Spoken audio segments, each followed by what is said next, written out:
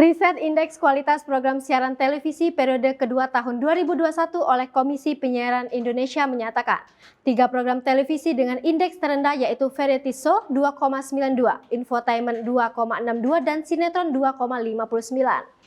Koordinator Penelitian dan Pengembangan KPI Andi Andrianto mengatakan, dengan indeks tersebut, ketiga kategori program itu belum memenuhi standar KPI sebesar 3. Yang belum berkualitas yaitu Variety Show, Infotainment, dan Sinetron, kata Andi dalam konferensi pers yang disiarkan secara daring Kamis 2 Desember 2021. Andi menuturkan, ada sejumlah catatan bagi ketiga program tersebut. Dia mengungkapkan, untuk program Infotainment, beberapa catatannya yaitu mengenai perlindungan hak privasi dan perkembangan psikologis terhadap anak dan remaja.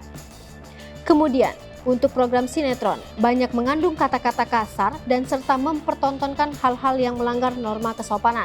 Sementara itu, 5 kategori program yang telah mencapai standar KPI, yaitu wisata dan budaya, religi, anak serta berita dan talk show.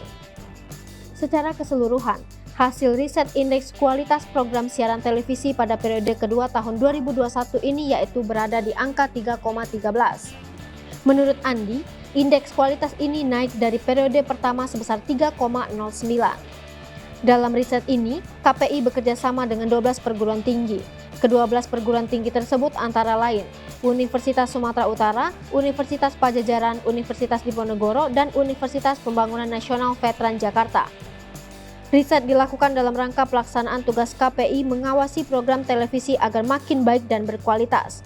Data menjadi bahan evaluasi bagi KPI dan lembaga penyiaran untuk memperbaiki mutu dan kualitas siaran televisi. Hai pemirsa Sri Popo TV, jangan lupa komen, like, dan subscribe, serta tonton terus berita-berita terupdate lainnya ya.